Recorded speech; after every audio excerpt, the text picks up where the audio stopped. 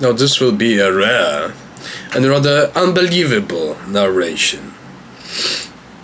After years, I decided to withdraw from plenty of projects and focus on Greco-Roman philosophy, theology, literature, and so on. But this will be about the Hyperion project.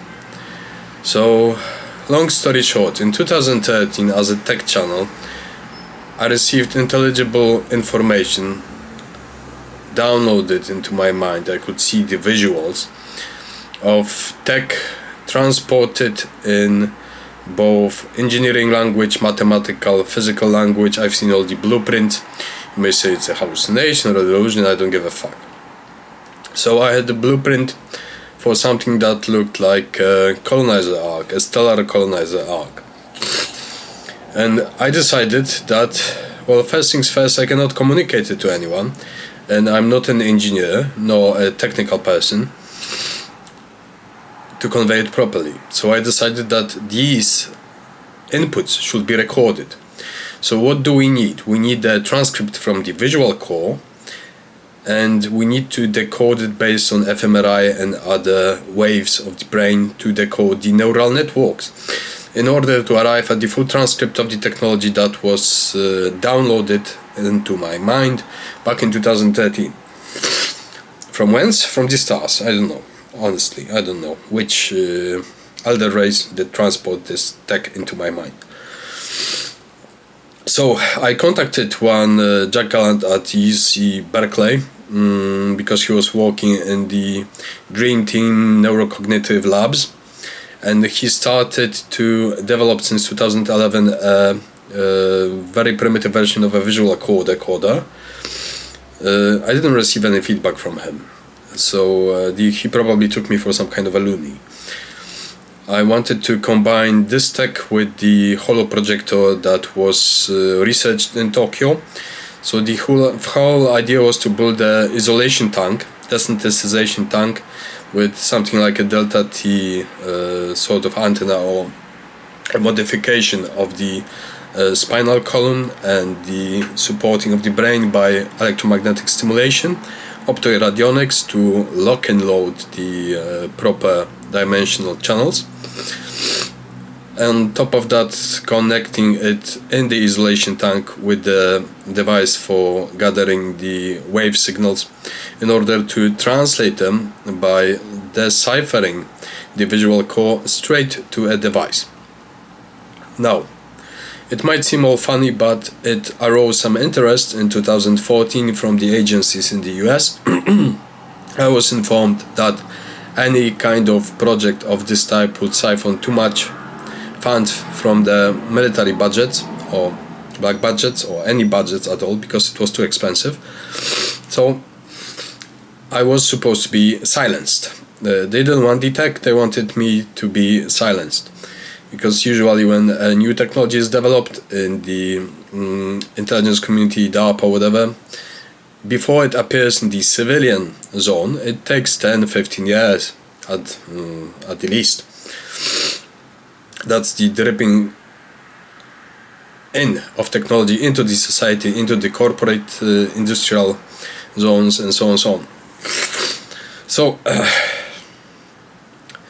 first things first, I received threats. There was an attempt at assassinating me via radionics, computational demonology, so I picked up the phone, had a high-pitched signal, and I almost experienced a heart failure, and the heat through my brain, it almost malfunctioned. So effectively knocking me out as a potential tech channel. I don't think I'll be capable of transferring this technology anymore. Oh, on top of that, in 2013 when this technology was transferred, I had a full brain scan. I've seen like rectangles flashing and scanning my brain for any visual input-output. That was, I don't know who's done it. However, it was a failed attempt at extracting this technological information for the Hyperion project. And in the same year, 2014,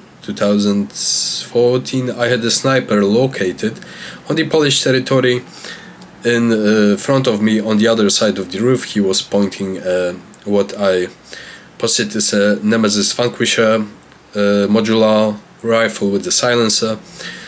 So I stood in front of this sniper located 50 meters away at the roof, and I remember that I said that if he will shoot, he will bleed from his ass, his eyes, ears, mouth, and he will experience the terminal shock. How? By tapping in telepathically. I don't know whether I was successful or whether he was revoked. However, I observed him as he is packing his modular and then going down the stairs. Through the windows I could see him, and then as he walks with his suitcase away. So years after I contacted the Interpol department in The Hague, I wanted to extract under Freedom of Information Act, by the European version, any information regarding the foreign activities on Polish soil, whether they cooperated with Polakers or not, whether that was whether foreign agency can do whatever they want on the Polish soil or the European soil. I don't know. So how it ended up in 2018, that was my last chance. I was in a partnership with my beloved girl, so I decided to pursue further education after I finished my bachelor's. Then of course they made me insane, they fucked up my mind, Psy-Wars, Psy-Ops, Tark-Ops and all that. So that I be silenced. And this last chance was pursuing para-education at the University of Edinburgh, but that was not my point. My point was to get an assistant degree at the university in order to have funds to fund the technology, the small tech that I was working on, this sequencer of the visual core that was rendered inevitably a disaster. I didn't manage to perform that, and as you know, all these let's say artificial intelligence generated imagery by the hundreds, thousands, millions of data, it is building up a neural network for exactly decoding the visual core from the let's say infotainment sector of people who play with that. Then it is fed back to the servers, and it is happily ever after building a visual core of the mind.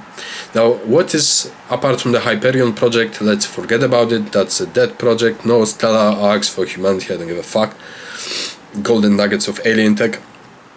What's the point with the visual core decoding? Because if the visual core can be properly decoded and in feedback it can be brutalized, then visual memories, visual processing is also tied to memories, identity, various flashbacks. So if you have command over the visual core and you can feed images into dreams, into identities, into memories, you can program a person to remember that he was, I don't know, beaten at the age of 8 years by a 60-year-old rhinoceros, and he'll believe that, for example. It's this flashback in the case for psychiatry or something. However, if you can project such things, nowadays there are tech for para-dream recording. When you sleep, you can get those devices that are attempting to imitate this technology at an industrial, well, very low level scale of possibilities of such devices. However, I believe that this technology is highly developed by now. And what so? So you may say, okay, if you receive the tech, so anyone else can, right? And I was informed that I was crucial for this project, and that was a one-time transference. Not that I'm a special little flower, but I was also behind the fact that there's such a loss of tech and an international enterprise to build it. Now, what do I remember is that this Hyperion arc, we also received tech for suborbital stations, like International Space Station, right?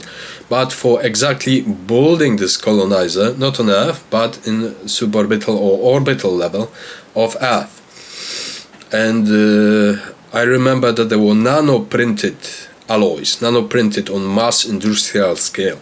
That is, if you print something, a binding in a hexagonal binding, I don't know, titanium alloys, for example. And if it is printed on nanoscale but on large scale, then it is highly advanced. There were some issues with the fusion powered ideas. So right now we have ITER working on the tokamaks in Cadarache, France. This was supposed to be a fusion powered arc with several fusion reactors that were connected also via magnetically confined pipes, and those pipes were powering up the main fusion propulsion.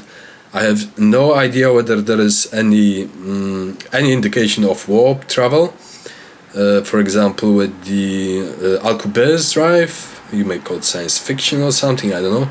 However, this technology was a jump from known science by 1,500 years. So if they would receive those plans, if they would actually not fucking trying to assassinate me, we would have a ready-made technology delivered to humanity in a great cooperative campaign that would be really something. Now, apart from the occult, all the magic, psyops, psionics and all that, I like to deal with cosmic, aeonic magic. But first things first, what does it matter? It doesn't matter anymore because it's dead. I won't be crying now. Just like the main philosophy, you may know about many things. You may be aware of plenty of information around you. But the question is, does it directly influence your life? What can you do with it? If you can't do anything with it, if you're surrounded by morons, ignorance and deluded bigots, by clones, wannabes and so on, what do? Do you scream and shout at whomsoever? No. You do your business anyway, despite knowing. And I think that is a strength of character, that despite knowing, you do your business anyway, and you are not concerned with things that are superficial. You are not concerned with superficial idiots, blockages. You just do your business. A yes, a no, a straight line, a goal, in Nietzschean terms. Because otherwise you get entangled with morons, idiots, unworthy pigs. And that's the philosophical summation of this little speech. Do your business. And if you can't, do something else. Thank you.